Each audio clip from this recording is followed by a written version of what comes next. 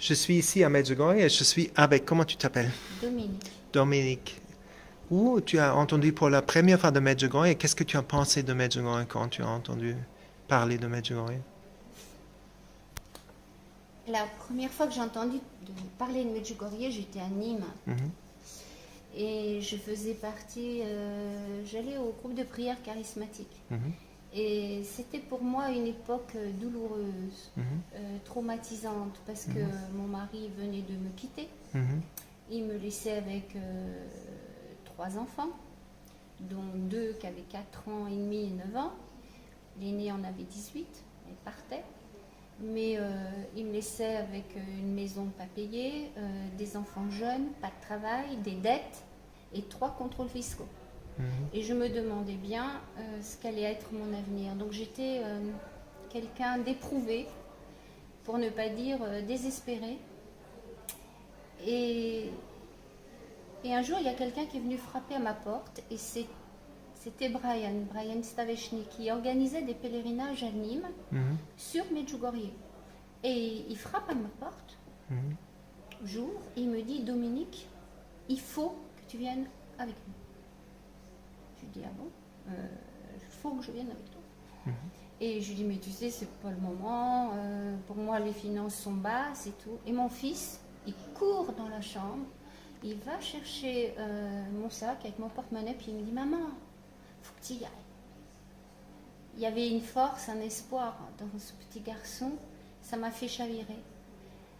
Et un autre point qui m'a fait chavirer, c'est que Brian me dit: c'est pas toi qui décides de venir, c'est la Vierge qui vient te chercher. mhm, Alors du coup, j'ai pris la décision d'y aller parce que j'attendais tout. Moi. J'attendais un mari qui revienne, j'attendais une vie meilleure, j'espérais un père pour mes enfants. Enfin, j'espérais ce que la globalité des femmes espèrent dans la normalité de leur vie. mhm, Mais moi, ça devenait mon espérance. mhm, Donc je suis partie. Voilà. mhm, Dans quelle disposition d'esprit j'étais mhm, quand je suis venue ici la première fois. Je savais juste que la Vierge apparaissait. mhm, Et je me suis dit: là où il y a la mère de Dieu, il y a tout, quoi. Il y a mhm, l'espérance. mhm, Je suis mhm, venue chercher mon lot d'espérance. mhm. Qu'est-ce qui se passait ici après, pendant ton Alors ici, premier j'étais séjour? avec Brian, qui était un élève du mime Marceau, et qui nous Mhm, filmait, et qui nous faisait beaucoup rire, parce que dans le bus, il prenait les positions de Saint-Dominique, mhm, et il nous montrait comment Saint-Dominique priait. C'était mhm, quelqu'un de drôle, mhm, et il nous accompagnait sur tous les lieux stratégiques de Medjugorje. Donc, que ce soit la Croix-Bleue, que ce soit la rencontre avec Vishka qui se mettait sur le balcon de sa petite maison. On mhm, était en bas, on écoutait. mhm, Mais à l'époque, Medjugorje ne ressemblait pas du tout au mhm, Medjugorje d'auaujourd'hui. C'était pas bâti, il n'y avait pas d'hôtel, on était logé chez l'habitant. mhm, Et on partait très tôt le matin parce qu'il faisait très chaud, c'était au mois de juin, il faisait une chaleur mais accablante. Donc à 4 heures du matin, mhm, tout le monde debout, dans les chaussures, on montait le pas de Boron, on allait au Klevzak, mhm, voilà. J'ai rencontré le père Slavko, qu'on mhm, rencontrait un petit peu partout, on pouvait parler avec lui, on mhm, pouvait se confesser à lui, il nous mhm, distribuait des images de la Sainte Vierge. mhm, J'ai rencontré le père Yozo qui, mhm, lui, armé d'un crucifix haut comme ça, le portait sur son cœur et disait, le montrait comme ça dans les conférences et tout, il le montrait en disant: Jésus, Jésus, c'est votre trésor, c'est lui qui va vous défendre, qui va vous aimer, qui va vous protéger. Vraiment, on sentait que c'était un amour débordant pour Jésus avec le père Yozo. Et puis on est allé sur la colline des apparitions le soir dans la nuit. Alors pour moi c'était miraculeux parce qu'on était des milliers à monter cette colline pleine de cailloux dans la nuit noire avec des cailloux partout.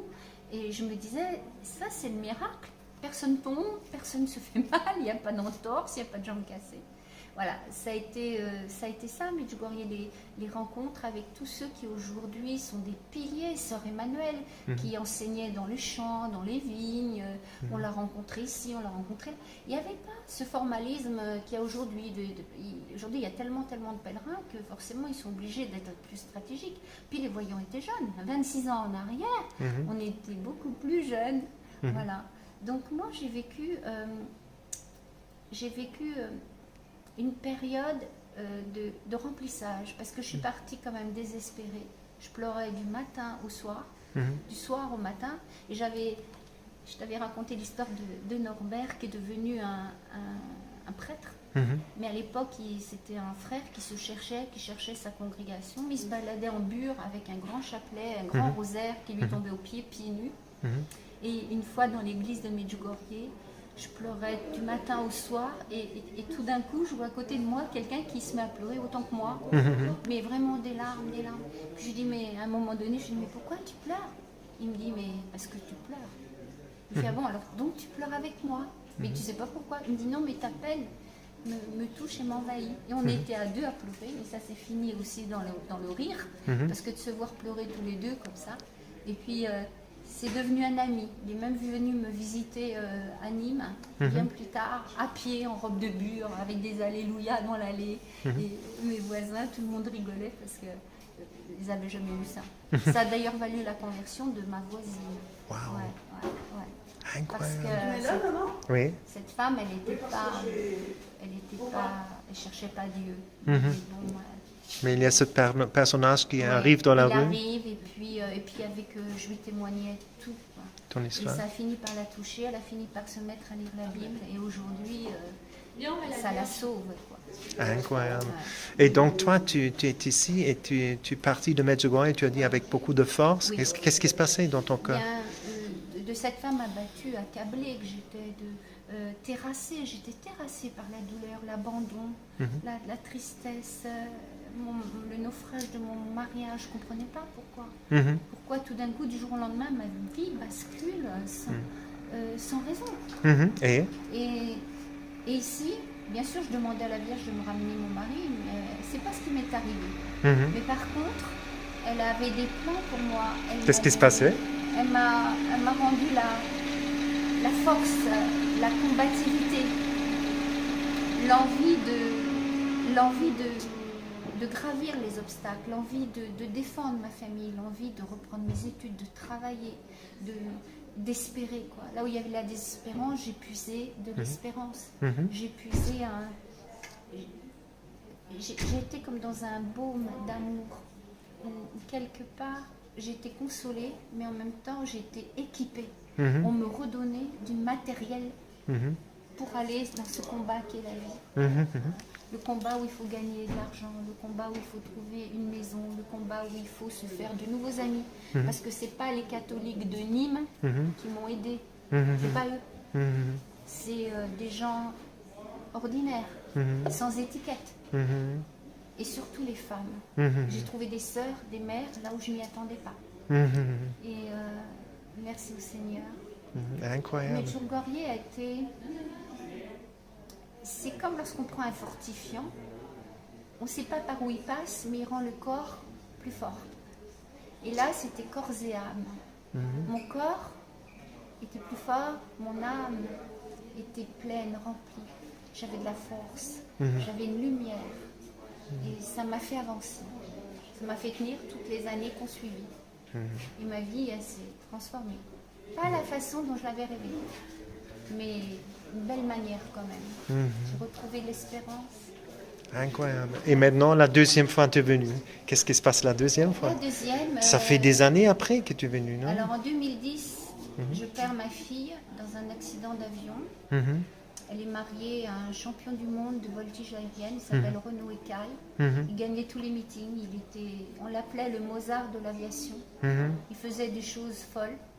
Et un jour, on retourne d'un meeting avec sa femme, donc ma fille et ses deux petits, Louise et Adrien, qui ont 18 mois et pas tout à fait 4 ans. Il va prendre un avion, pas équipé, pensant que tout champion qu'il était, c'était pas un problème. Et si, c'était un problème parce que la nuit noire est arrivée, l'eau de tonnerre, la pluie, et un avion pas équipé de GPS et tout ça, il est rentré dans la montagne sans la voir. Et donc, ils sont tous morts. Et moi, peu de temps avant sa mort, c'est drôle, j'avais commencé à fréquenter les groupes de prière des mamans. Parce que la prière des mamans, c'est la prière de la Vierge, c'est la prière. Alors, c'est une maman qui prie pour ses enfants. Quand elle sait qu'elle a donné la vie, mais qu'elle ne peut pas les ouvrir à la vie spirituelle, eh bien, elle va se mettre en veille. Elle va devenir des mères veilleuses. Des mamans qui vont veiller à leurs enfants, des merveilleuses. Donc on est des merveilleuses et on s'est mise à prier pour la conversion de nos enfants. Et ce que je ne savais pas, c'est que ma fille allait mourir très peu de temps après. Et je remercie le ciel de la foi que j'avais, parce que jamais j'ai incriminé le ciel de la mort de mes enfants. Au contraire, je me suis dit, moi je ne sais pas, mais eux ils savent. Le ciel sait, Dieu sait pourquoi il a pris ma fille, pourquoi il a pris mes petits. Et la bénédiction que j'ai eue, c'est qu'il les ait pris tous ensemble. Pas que les petits aient été privés des parents. Et c'est vrai que cette vocation de la prière des mères, je m'y suis attelée pour continuer de prier pour mon petit-fils qui était resté, qui est vivant, et pour prier pour les autres petits-enfants que j'aurai et puis pour ceux des autres, parce que la prière des mères, elle touche aussi tous les enfants de la terre. Il y a 96 pays dans le monde qui prient en même temps à la prière des mères. Ça veut dire qu'il n'y a pas une heure du jour où on ne prie pas. Et c'est dans ce cadre que je vois un prospectus, Holy Spirit, et où je trouve un pèlerinage à Medjugorje. Et là, je me dis, rendre grâce au Seigneur, le remercier de m'avoir donné le mari que j'ai maintenant, mon fils qui s'en est sorti, ma fille qui a gardé ses petits alors qu'elle voulait, elle n'est pas mariée, elle aurait très bien pu suivre le chemin de l'avortement, elle ne l'a pas fait. Et donc rendre grâce à la Vierge que ma fille ait eu ce courage d'avoir ses enfants seuls et les élever seuls. Je me suis dit, il faut que j'y aille. Et je voulais aussi emmener mon mari là, parce que c'est quelqu'un qui ne se ferme pas, mais qui n'est pas non plus ouvert à l'idée de Dieu. Il dit, bon, c'est une idée, Dieu, voilà. Et moi j'ai dit, non, c'est pas une idée, c'est une réalité. C'est même ma réalité. Et j'aimerais bien que tu me rejoignes sur ce terrain, parce qu'on aurait des choses à se dire. Un couple, il a besoin d'un échange spirituel. Je lui dis, et la Vierge, elle a dit qu'il fallait une personne par famille pour sauver la famille. Donc si tu crois, s'il y a une faille en toi qui te laisse supposer que Dieu pourrait exister, mais rends-toi compte, tu sauves ta famille. Alors, si tu viens et que ça n'existe pas, tu n'auras rien perdu. Mais si tu viens et que ça existe, tu as tout gagné. Tu vas sauver ta famille et peut-être derrière, toi-même, ton âme sera touchée. D'ailleurs ici, ce matin, le père Coelho, il est au petit déjeuner en train de lui parler. À la sortie de la messe, le père Xavier est en train de lui offrir un chapelet. Je veux dire qu'ils ne vont pas le lâcher. Donc à mon sens, il n'est pas venu pour rien. Après, c'est le travail de mon Dieu, c'est le travail de la Sainte Vierge, de faire ça. Moi, je l'ai amené. Ça s'arrête là. Et je suis venue avec ma cousine. Alors pour elle, ça a été une découverte, parce que le chant en langue, elle ne connaissait pas. Le repos dans l'esprit, voir les gens tomber comme des mouches, elle s'est dit, oulala, je suis chez les fous. Et puis cette foule de croyants, à peine sortis que les autres rentrent dans l'église, les messes qui s'enchaînent les unes derrière les autres, en français, en allemand, en espagnol, en italien. Cette marée humaine de gens qui croient. On est capable de dire le Je vous salue Marie, le Notre Père ensemble, dans toutes les langues. La voilà, elle arrive d'ailleurs. Donc quelque chose d'assez extraordinaire. Donc c'est pas du tout le même état d'esprit, ni le même Medjugorje que la première fois. Qu'est-ce qui a changé? La vie. 26 ans sont passés par là. Un apaisement, des épreuves énormes. Mais une espérance qui a grandi, une certitude dans la foi. Chaque jour qui me rapproche de ma fille qui est partie, tout en me permettant de rester avec mes enfants d'aujourd'hui. Donc je sais qu'il y a un départ, une arrivée, mais qu'il y a du monde des deux côtés. Tu vois? Il y a du monde là-haut, il y a du monde là. Et donc il y a un trait d'union qui s'appelle l'existence et qui fait que tu es au milieu de ces deux points. Et ce Medjugorje-là, moi, c'est un Medjugorje de conversion et de témoignage pour les autres. Parce que tous les gens qui viennent là, ma cousine, qui est une personne qui chemine beaucoup maintenant, elle a changé. Mon mari, pareil, il change. Et puis mes amis, ce sont voilà Soledad d'ailleurs. Elle fait partie de mon groupe de prière. Et c'est une fille très, très, très, voilà, qui est complètement... qui aime Jésus, mais plus que tout. Mhm. Donc,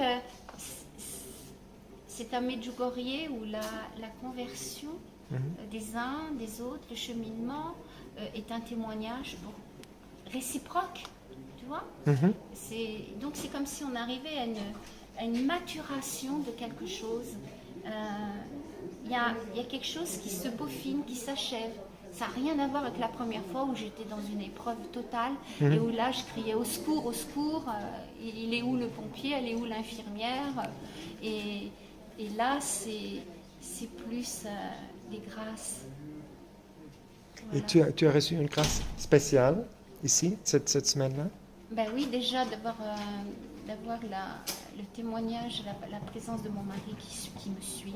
Alors qu'il m'avait dit, bon je t'accompagne mais du style laisse-moi un peu faire ce que je veux, mais il est quand même venu partout. Alors c'est lui qui m'a touchée dans l'humilité, parce que je me suis dit faut le faire quand même. Est-ce que moi j'aurais été capable d'aller à quelque chose auquel je ne crois pas et de le suivre partout?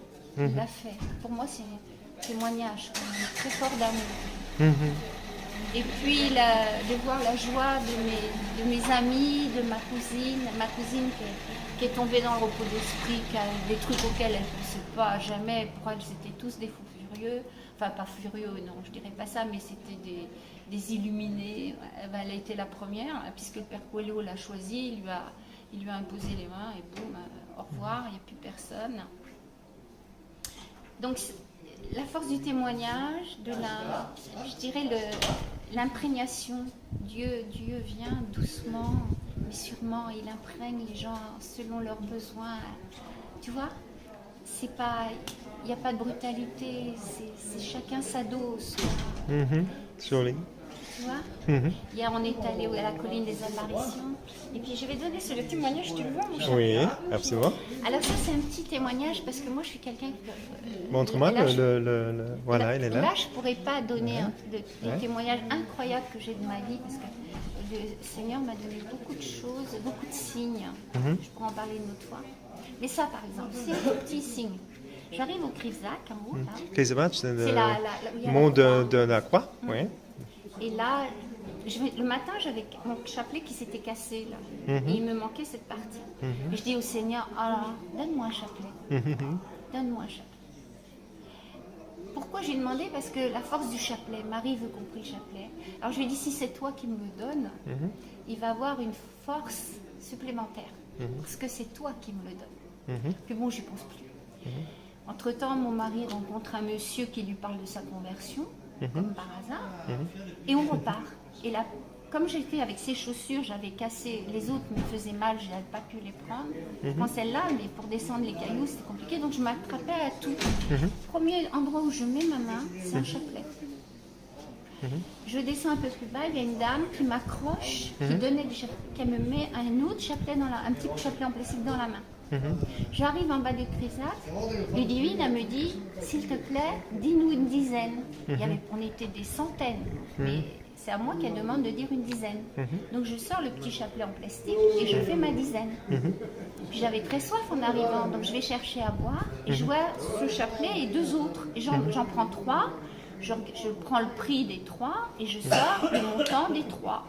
Et la dame, elle m'en fait payer que deux.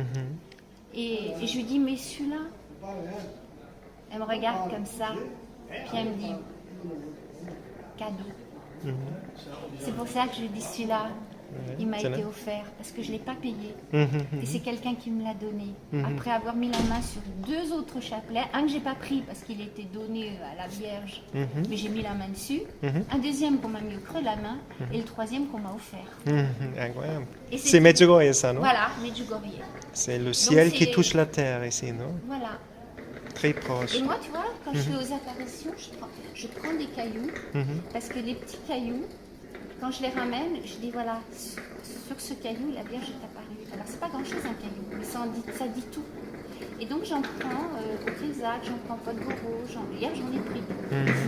Incroyable. Voilà le mari qui est venu. Voilà, Bonjour. voilà. Incroyable. Et pour toi, Medjugorje, comment c'était l'expérience? C'est spécial. Moi, je ne suis pas croyant au départ. Oui.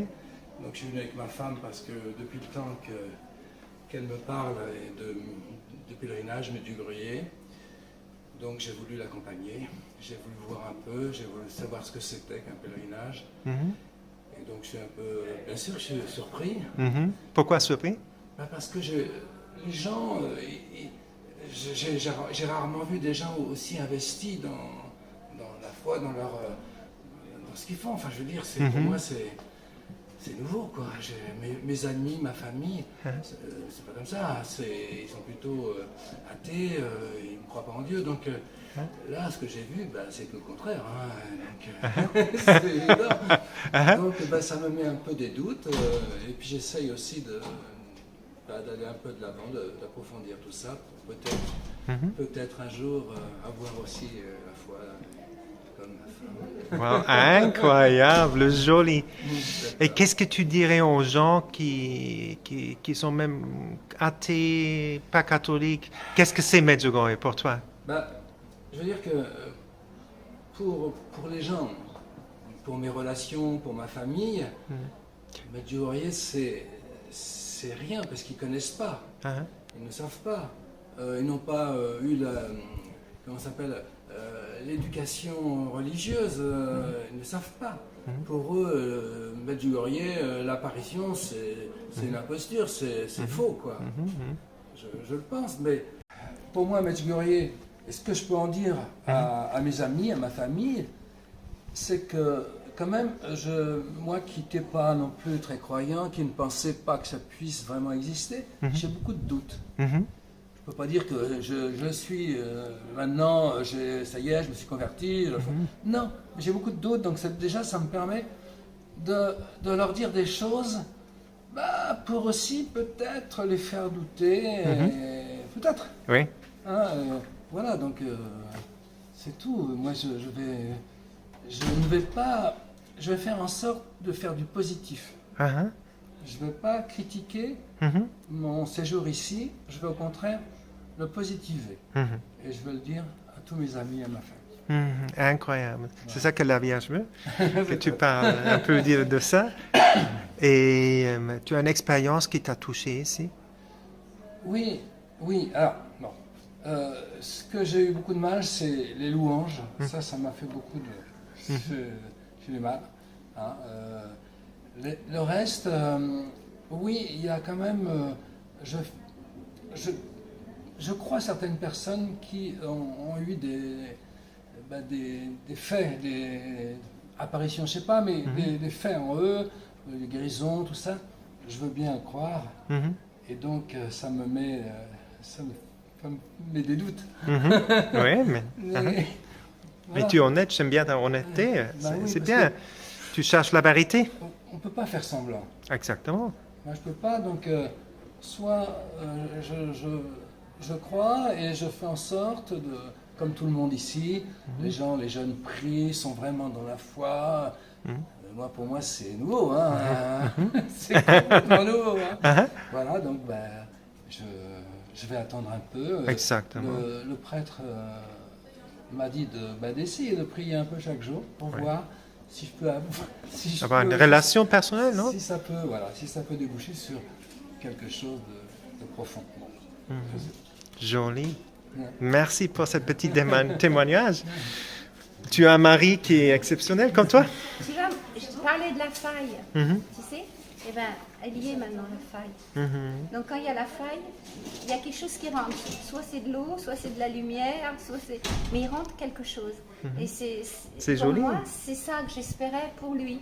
C'est-à-dire que briser l'armure du doute, mais vraiment de la négativité, tu vois, de ce monde qui refuse obstinément que Dieu puisse exister. C'est pas possible, ce monde cartésien, tu vois, matérialiste. Et rien que là, moi je me dis, le terrain gagné, parce qu'une petite faille, et ça suffit pour commencer à... pour que la lumière peut entrer, non? Ou quelque chose peut entrer. Ça suffit. Et c'est joli de voir. Ouais, c'est un... Il faut laisser le temps maintenant faire son œuvre. Avec ça, un peu de recul, tu vois. Tu vas en France, Je vais retrouver ma vie de tous les jours. Oui. Et Oui, et puis, ton plan? Et le vieux de bon Dion, il dit Oui, non, c'est joli. Joli comme moi, tu vois. Même, un peu la même histoire. Et donc, merci à vous deux pour cette belle interview. Peut-être toi aussi, qu'est-ce que tu dirais aux gens? Qu'est-ce que c'est Medjugorje? Pourquoi peut-être ils devraient venir une fois? Medjugorje, c'est comme de retrouver le giron de sa maman. C'est-à-dire, on vient se faire câliner ici. On vient chercher de l'amour, du réconfort.